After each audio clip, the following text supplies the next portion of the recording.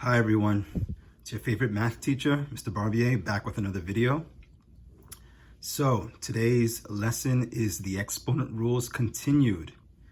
We are going to learn today about the product rule, okay, the fourth property of exponents called the product rule. Let's get right into it. So as it says here, the product rule states that when multiplying by the same base, simply keep the base the same and add the exponents. Okay, so let me be clear about what's happening here. So product, that word product means the answer in multiplication. So in math, when we say product, we mean we're multiplying two numbers and getting an answer. However, what we're learning today is something called the product rule, and it's the fourth rule of the exponent rules, which says that when you are multiplying by the same base, notice, look at this example, 4 to the 5th power times 4 to the 3rd power. Notice the base is the same. Now, some of you are wondering, well, Mr. Barbier, wait a minute. PEMDAS says that you must evaluate the exponent first, right? Meaning solve 4 to the 5th to get the answer, then solve 4 to the 3rd to get the answer, and then multiply the two numbers together. That's true using order of operations. But we're not using that rule today. We're using something called the product rule, which is essentially a shortcut. It's a shortcut. So instead of following the rules of PEMDAS, I am following the product rule, which says that if I'm multiplying by the same base, I add the exponents. Okay? So 4 to the 5th times 4 to the 3rd equals 4 to the 5 plus 3, which equals 4 to the 8th. Okay, again, it's called the product rule, and it's basically a shortcut way of getting the answer in what we call exponent form, also known as exponential notation. Okay, so sometimes in math, you're allowed to just leave an answer in exponent form if the directions tell you to do so. Otherwise, if it says evaluate, then we would need to continue with this and do, of course, 4 times 4 times 4 times 4, 8 times, and then get the answer. But that would obviously be a very large number, and we're not going to do that for the purposes of this particular problem in this lesson. So, ladies and gentlemen, as always, right, these are your problems to solve, okay, for classwork. We're not going to do these right now in the video. Instead, we're going to do these. All right, so let's take a look at this first problem. It says 5 to the 4th times 5 to the 3rd. Okay, so what do? For these answers, I want your answer just to be in exponent form. Okay, just in exponent form. So we keep the base the same because the bases are the same. So notice there's a 5 here and there's a 5 here. If I see the same base, I keep the base. So do exactly what I'm doing. Please write in your notebooks. Follow along with me. So I'm going to write here. Let me write right here. Give me plenty of room. 5. Okay, the bases are the same. I keep it. Now, watch me very carefully. I'm going to do what's called, I'm going to write my exponent expression. Okay, now, Mr. Barbier, what's an exponent expression? I'm glad you asked. I take the exponents 4 and 3, and right here, real small, I'm going to write 4. Because remember, it's still an exponent, so don't write it big. I'm going to write plus, and I'm going to write 3. Because the product rule says that as long as I am multiplying, notice this is a multiplication dot, as long as I am multiplying by the same base, I add the exponents. Okay? So I'm going to write right here equals. I'm going to keep the base the same. And then I do 4 plus 3. And that, of course, is what? Thank you very much. It is 7. Now, I know what some of you are thinking, Mr. Barbier, I could do that in my head. I don't need to write it out. Do I need to write it out? That's just mad extra, as some students would say. No, ladies and gentlemen, it's not extra, first of all. And yes, I do want you to write it out for a simple reason. Because guess what? It's not always going to be this simple, 4 plus 3.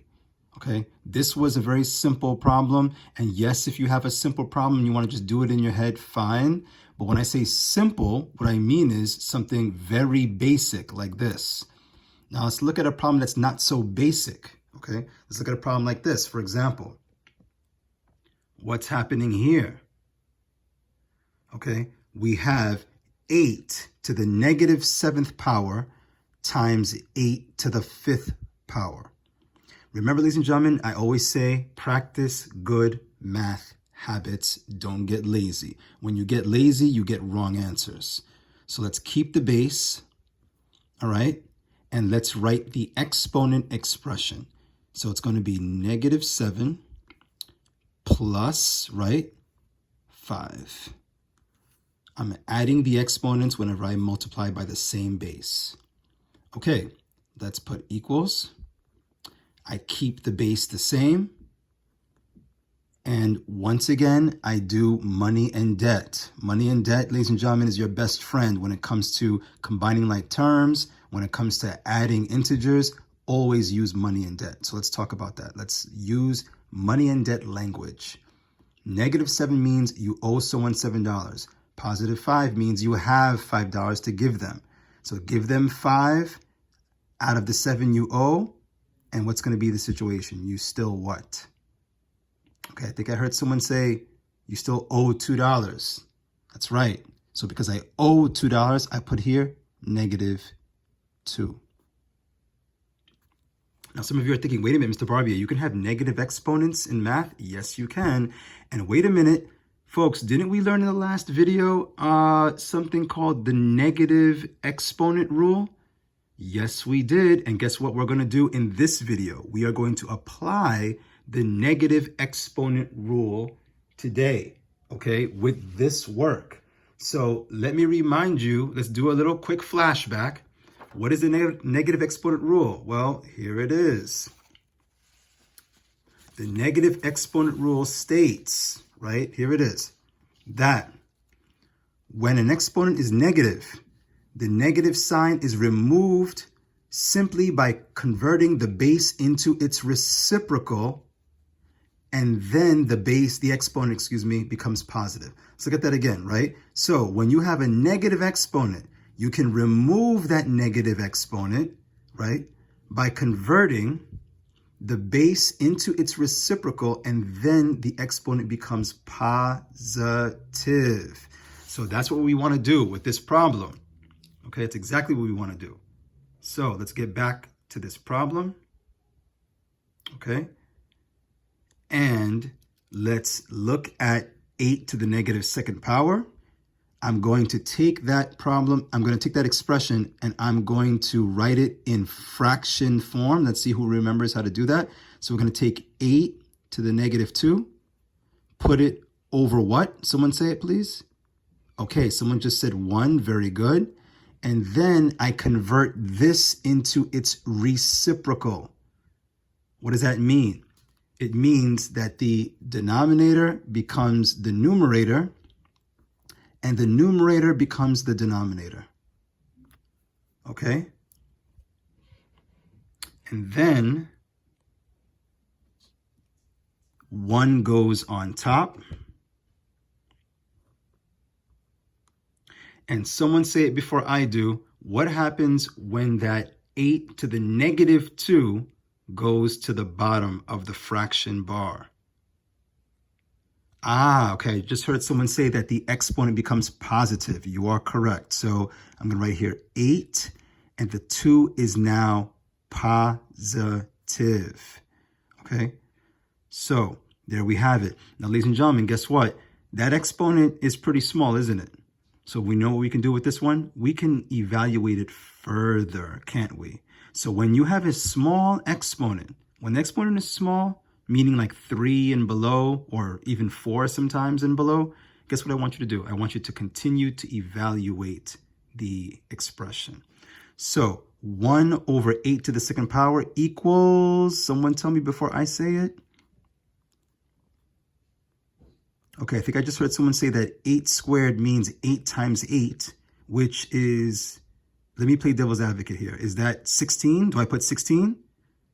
No. Oh, wait. Someone just said no, Mr. B. 8 times 8 is 64.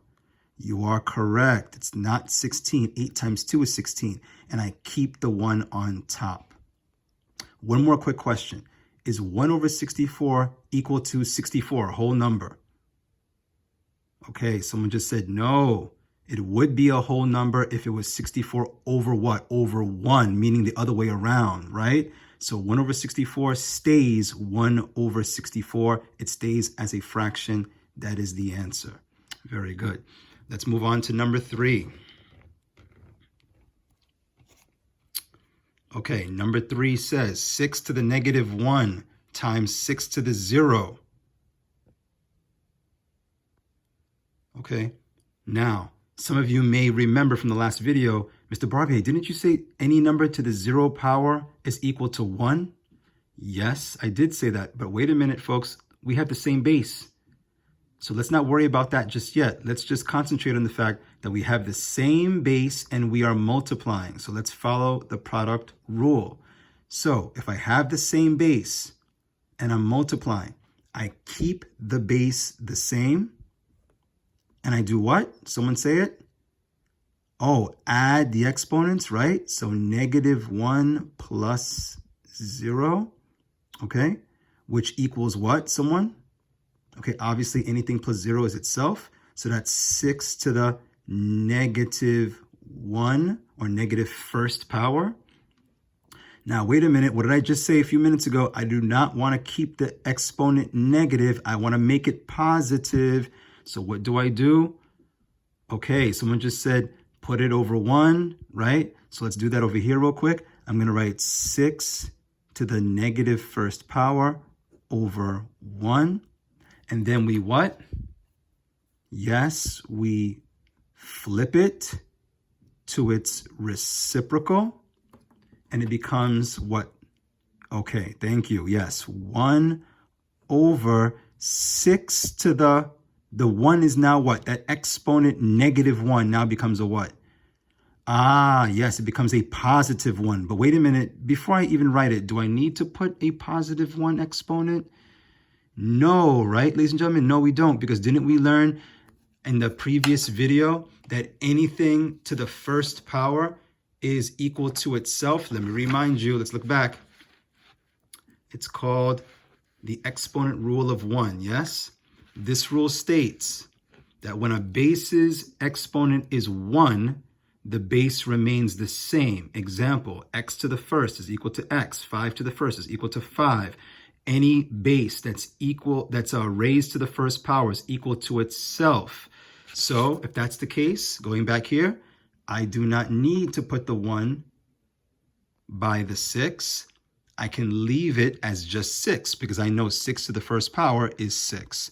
So this is my final answer, 1 over 6. And once again, do not make this equal to 6, okay? 1 over 6 is 1 over 6. It doesn't change. 6 over 1, however, is equal to 6 as a whole number. Please don't get the two things mixed up. All right, let's continue. Let's look at another problem. Let's look at this one right here.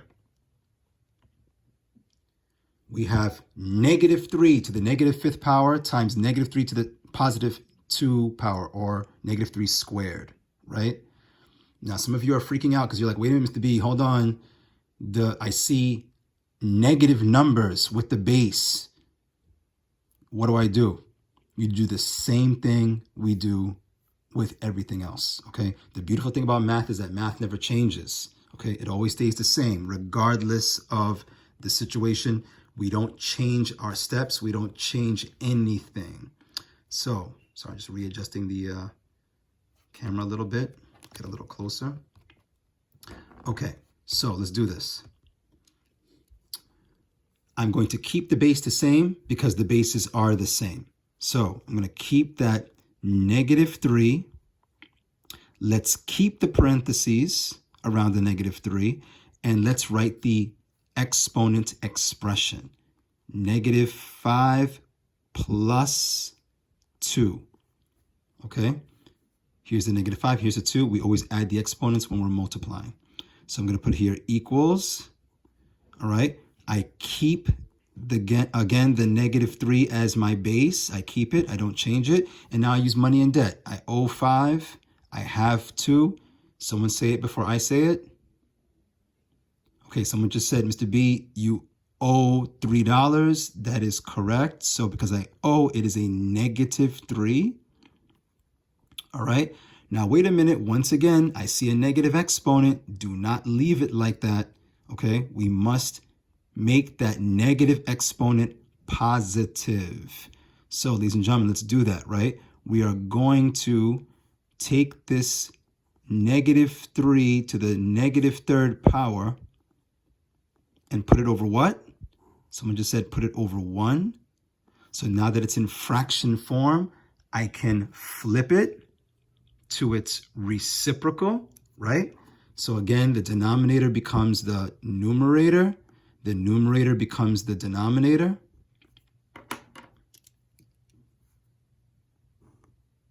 One goes on top. The -3 to the -3rd power goes in the bottom. But hold on. Someone say it, please. What's going to happen? Okay, I think I just heard someone say, Mr. B, the -3 exponent becomes a +3. Now, that is correct. But ladies and gentlemen, let me make sure you understand something, because this is another careless mistake. Some students say to me, Mr. Barbier, wait a minute. How come you didn't make this 3 positive? I thought, when you bring it to the bottom, everything becomes positive. No, not everything becomes positive. Ladies and gentlemen, please pay attention to this. Only the exponent becomes positive, not the base. That is very important to understand, okay? Only the exponent becomes a positive, not the base. The base stays negative. Very, very, very important, okay? So let's continue to evaluate this one more time. Because what did I tell you a few minutes ago? I said, well, if the exponent is nice and small, 3 is small enough, we can evaluate, right? So I keep the numerator the same. And now I'm going to solve -3 to the 3rd power. Now, hold on. What do I always say, ladies and gentlemen? When in doubt, write it out. So pause the video. You work out -3 to the 3rd power on the side by yourself. Tell me the answer. Okay, I think I just heard somebody say, Mr. Barbier, -3 times -3 times -3, because the -3 is in parentheses, right? That's why I kept the -3 for all 3 of the 3's. So -3 times -3 is a +9, but then +9 times one more -3 is a what? -27 is correct.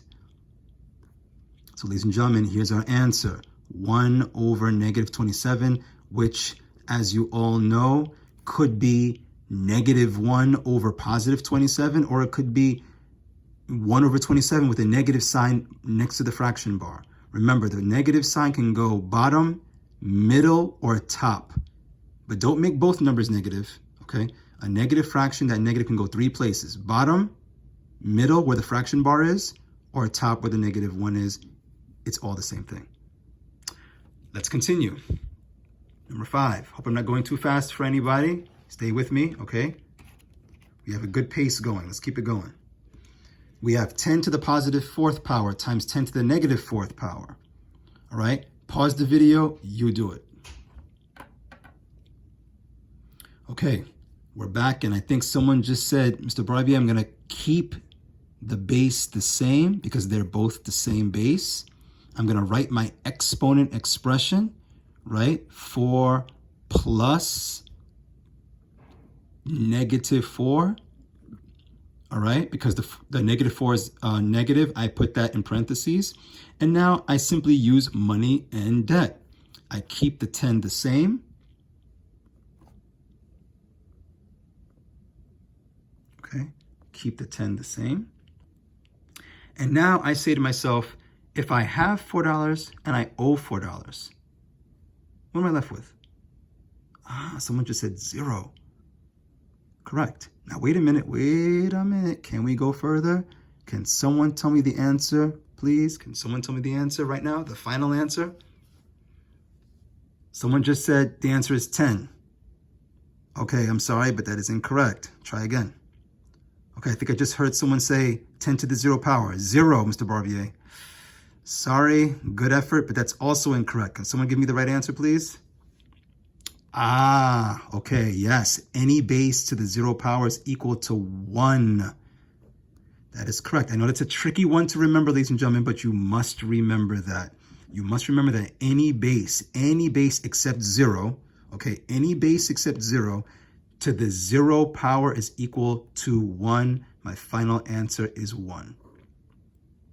Okay, so let me say this again. When you can evaluate further, continue evaluating, but when you can't, because the exponent is too high, like 5 to the 7th power, just leave it like that. Leave it in exponent form. All right, let's look back now at our notes, because we did great with that. And let's look at the next part of this lesson. So, how do we multiply monomials with coefficients? Okay, so everything we've done so far, we were multiplying, yes, and we were applying the product rule, but none of the problems that we had so far were variable terms with coefficients and variables. So now we have exactly that. Let's take a look. Multiply the coefficients first, okay? The coefficient, remember, is the partner of the variable. Use the product rule to multiply matching variables. Again, that means to add the exponents of matching variables. We've been doing that, okay? And now, any variables that don't have a match stay the same. And then write your answer in standard form and simplify answers with negative exponents as we've been doing. Let's look at this first example that's done for us. So we have 2x to the third times negative 4x to the fourth. Okay, they're touching in parentheses, which means multiplication, correct? I don't need to see a times symbol. I don't need to see a dot. Okay, I know that two things, when they touch, it means multiplication automatically. So I'm going to multiply the coefficients first. So 2 times negative 4 is negative 8. Okay, multiply the numbers. Those are called the coefficients. And now, mentally, I'm going to do the product rule for the variables that match. So notice, I have an x here. I have an x here. The bases match. Even though, now some of you are saying, wait a minute, Mr. Barbier, but they're variables. They're not numbers like you did before. That's okay. The rule still applies. Doesn't matter if they're variables or regular numbers. I still apply the product rule because the base is the same, except this time it's a variable base. So matching bases, I keep the base, and 3 plus 4 is 7. My answer is negative 8x to the 7th power. Now I know what you're thinking, Mr. B. Can we work on these right now with you? Nope, sorry, no can do. That's part of your classwork. We're going to do these instead. Okay, let's take a look. We have number 6, 3x to the third times 4x to the 6th. Ladies and gentlemen, if you think you got it, and I know you do, pause the video, give me the answer. Okay, I just heard someone say, Mr. Barbier, we're going to do 3 times 4 first. That is correct. What is 3 times 4? Okay, very good. That's 12. And now I noticed that the bases match, the variable bases match. X and X are the same. So I'm going to keep the X the same and add the exponents, right? Let's do that mentally. What's 3 plus 6? Okay, someone just said 9, and that is correct. Done. Let's keep the flow going. Let's keep it going. Let's look at this problem. How do we solve this one? Well, we have three one-term polynomials called monomials, don't we? Right? We have 3 monomials here. Ladies and gentlemen, don't panic. We just do, a pair at a time. Just do 2 at a time. So Negative 5 times positive 2 is what? Someone just said negative 10. Very good. And what's negative 10 times positive 3? Ah, okay, negative 30. Very good, yes. Now, let's look at the exponents. Again, let's do it mentally to save ourselves time. Now, folks, can I say one thing though? If doing the addition of the exponents mentally is too difficult for you, write it out. I always say, and I'm going to say it again, when in doubt, write it out. Okay? So, but for those of you that can do it mentally, let's do it using money and debt. If I have $4 and I owe $2, what's the situation? Oh, someone just said I have $2 left over. Very good. Now keep that 2 in your mind. If I have $2 and I have another $5, what happens now? Oh, someone just said that you have $7. Very good. Don't forget to keep the variable x. Okay, the answer is not negative 30 to the 7th. Please don't do that. That's marked wrong. It's negative 30x to the 7th. And there it is. Okay, let's keep it going. Let's keep the flow going. We're doing great. I like the energy that I'm feeling right now. And yes, believe it or not, I can feel the energy through the video. I can actually feel it. Let's keep it going. So now we have a fraction. Some of you just got really scared. Like, wait a minute, Mr. B, fractions and me don't mix. I hope that's not the case. I hope if you keep practicing, you'll get it. Ladies and gentlemen, again, as I always say, when in doubt, work it out. So let's work it out somewhere else. We don't have to work it out here. Okay, we can work it out on a separate piece of paper. Let's do that. Let me break out a separate sheet of paper for you. So we have 2/3 times 6, right? Because look, I'm multiplying the coefficients, 2/3 and 6. So how do I do that? Well, some of you just said, wait a minute, what was that? Oh, okay, we make the whole number into a fraction? Yes, we do. Very good. So just put the 6 over 1. And now I know I have two choices, right? I could either cross simplify. We know how to do that already. Divide the numerator and denominator by a common factor, or multiply straight across. It's your choice. Okay, someone just said, Mr. B, I want to multiply straight across. No problem. What's 2 times 6? 12. What's 3 times 1? 3. Very good. Now, wait a minute. Before you write that as your answer, look at it first. Isn't that an improper fraction? Big number on top of small? Isn't it also a division expression? Read this as a division expression, please. 12 divided by 3. Doesn't that give me a whole number? What does it give me? Yep, 4 is right. Not so scary after all, right, folks? So 2/3 times 6 is 4. Let me write the 4 right here. And let's work with the variables now. So we have a to the 2nd times a to the -3rd. Again, I keep the base the same, and I add the exponents of the variables that match. A matches A, therefore I add 2 and -3.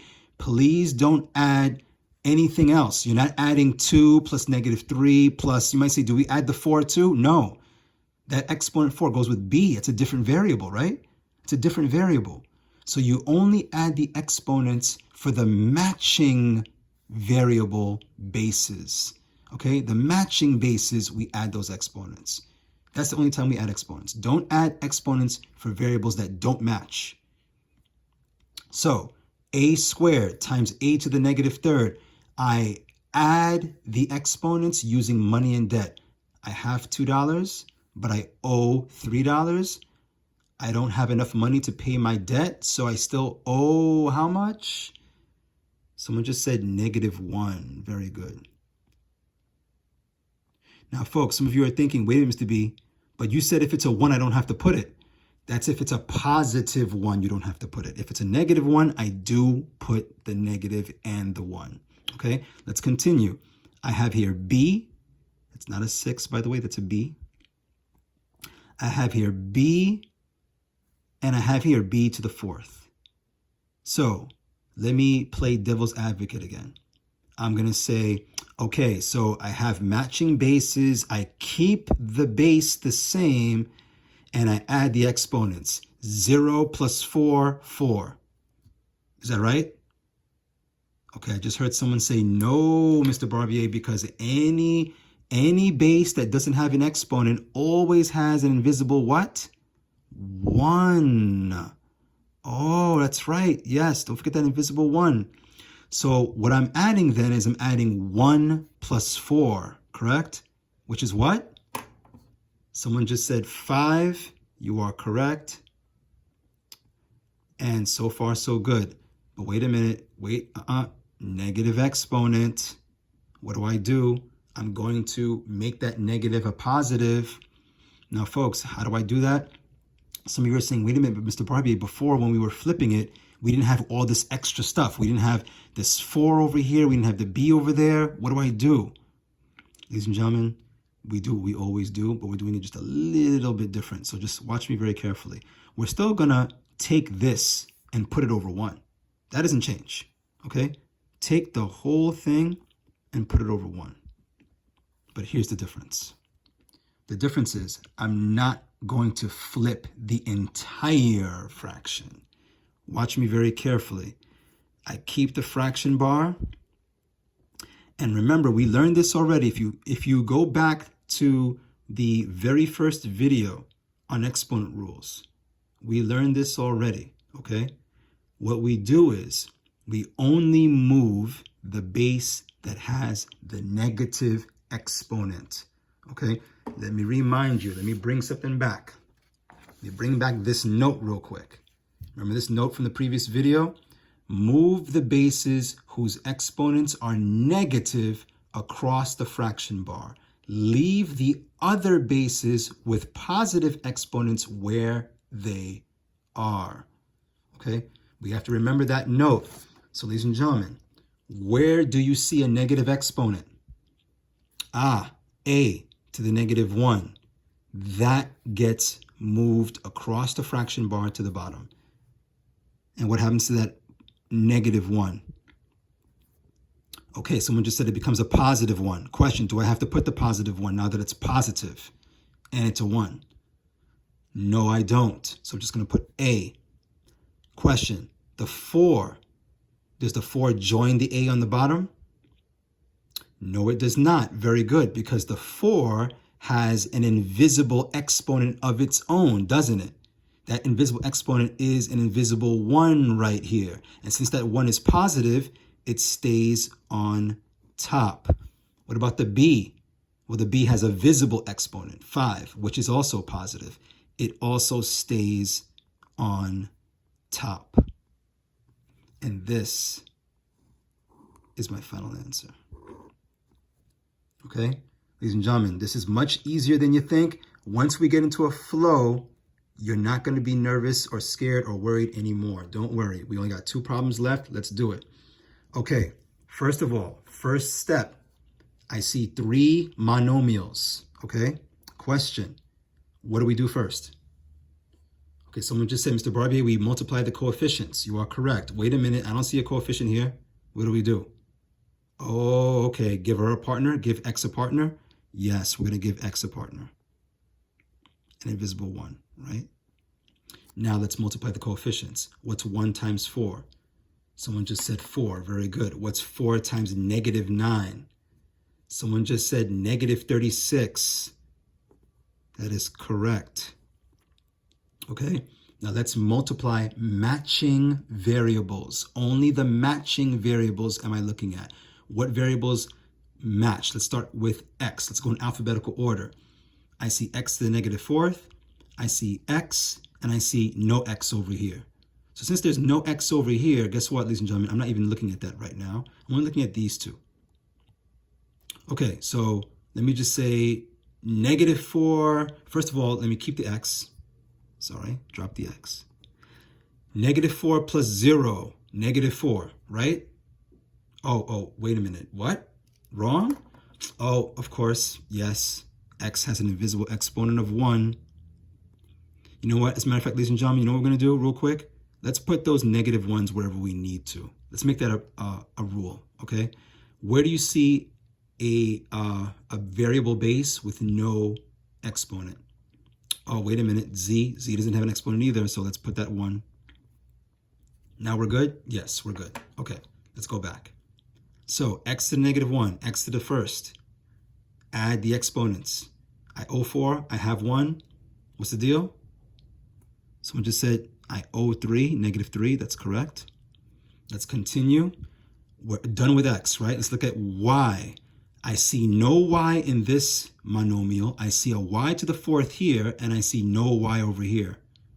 So what do I do?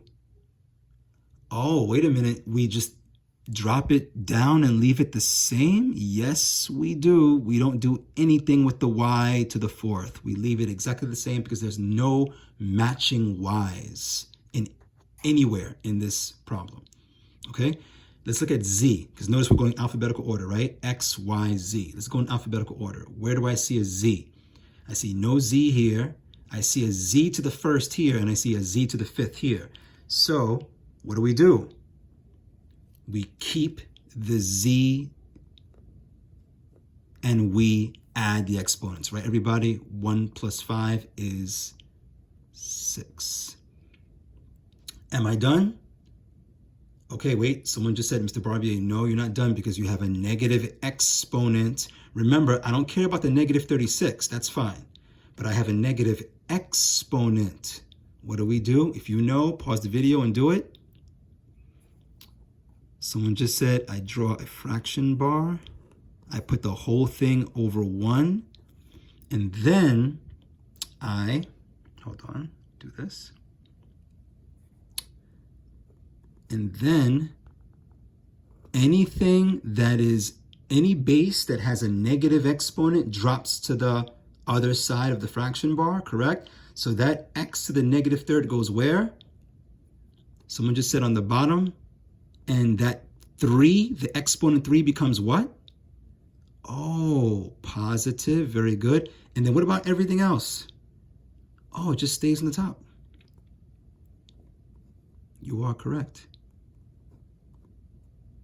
And the reason why they stay on the top, ladies and gentlemen, let me say this again for those of you that are paying close attention. These stay on the top because the exponents are all positive. Notice, z to the positive 6, y to the positive 4. And remember, don't tell me, but Mr. Barbier, 36 is negative, drop it to the bottom. No, I don't care that 36 is negative. What I care about is that negative 36 has a positive exponent. That's the key of invisible 1 right here. That's why it stays on the top. Okay, ladies and gentlemen, we only have one more problem to do. Let's knock it out. Guess what? If you're feeling good, pause the video, you do it. And don't be scared. Come on, you got this. All right. Someone just said, Mr. Barbier, I have an answer. I'm ready for you. Let's go. I'm ready too.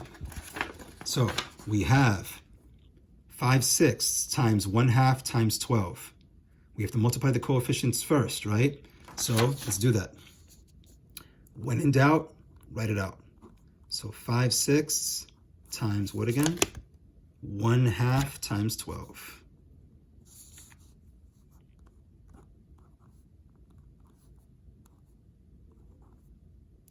Okay, someone tell me what they want to do. Okay, someone just said, Mr. Barbier, I'm going to work out these two fractions first. So I'm going to multiply straight across. No problem. So 5 times 1 is 5. 6 times 2 is 12. Very good. And let's drop that times 12. Okay, what do I do now? Okay, someone just said, Mr. Barbier, put the 12 over 1. Got it. Now, ladies and gentlemen, this is where knowing more than one way to do math is helpful. We can multiply straight across, but can we make our lives a little bit easier here and do something else? Can we cross cancel? Let me remind you what it means to cross cancel, also known as cross simplify. And the answer is yes, we can cross cancel. Okay, we can do it. Ladies and gentlemen, look, 12 on the bottom of this fraction, 12 on the top of this fraction. Whenever I see the same number, denominator on one fraction, numerator on the other fraction, I can cancel them out and they become what? Someone just said they become ones. You're right. And why? Because I'm dividing by a common factor, preferably the greatest common factor. I'm dividing by the number itself, 12. 12 divided by 12 is 1. 12 divided by 12 is 1. Okay? Can't cross cancel 5 and 1 because 1 can't be reduced any further. Okay? And the only common factor that they have is 1. So ladies and gentlemen, look at that. I have 5 over 1, right? Times 1 over 1, which equals 5 times 1 is 5, 1 times 1 is 1, 5 over 1, any number over 1 is equal to a whole, yes, which is just plain old 5. Not scary at all, right, everybody? Let's get back to this. So that means that all of the coefficients multiply to give me just plain old 5. Got it. Now let's multiply matching variables. Again, matching variables. So first of all, let's look at any base that doesn't have an exponent. Where do you see bases, variable bases with no exponent? Give it an exponent. Okay, someone just said, Mr. B, that B right there doesn't have an exponent. I'm gonna give it a little invisible 1. Okay, ladies and gentlemen, always do that first. Give any variable you see that doesn't have an exponent, give it that 1 as an exponent. All right, let's go alphabetically. We have a here, a to the 4th. There's no a here, but there's an a to the negative 6 here. So I'm gonna go a to the 4th times a to the negative 6. I'm gonna use the money and debt rule to add 4 and negative 6. I have 4, but I owe 6. So I'm gonna put a to the what? Someone just said negative 2, very good.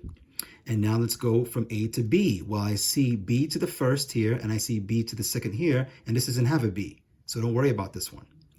B to the 1st times B to the 2nd. Add the exponents, money and debt style. So I'm gonna keep the B, and 1 plus 2 is 3, very good. And ladies and gentlemen, we have that negative exponent. Let's finish it off. Put this whole thing over what?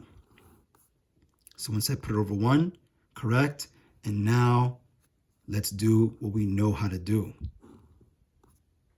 What do I move? Tell me right now. Someone just said drop the a to the bottom because it has a negative exponent. You are correct. So that a drops to the bottom. The exponent becomes a what now? Please don't forget. Positive, very good. And everything else, the 5 and the b to the 3rd, okay, stays on top. Ladies and gentlemen, we got this. Okay, ladies and gentlemen, if you're feeling good, give yourself a pat on the back. I hope you followed me. I hope you wrote everything down that I wrote, okay? All right, remember, you only learn math by doing, not by watching. So please make sure that you have everything written down. You didn't leave anything out. Very important. And folks, now you have some homework to do, okay, as always. So here's what you have to do. You have classwork first, all right? You have all these classwork problems to solve, okay? So you have to solve these 5 right here. You have to solve these 5 right here for classwork. Let me see it done, please. And you have this homework sheet to finish as well. And the title is Exponent Rules for the Product Rule. Okay, ladies and gentlemen, you have all these problems to solve, but I know you can do it. Okay, down to question number 23. All right, ladies and gentlemen, practice makes perfect. Okay, so in math, we must practice to retain everything that we're learning. But I have faith in you. I know you can do it. You know you can do it. Let's get it done. Let's make it happen. Okay, see you in the next video. and keep practicing. Take care.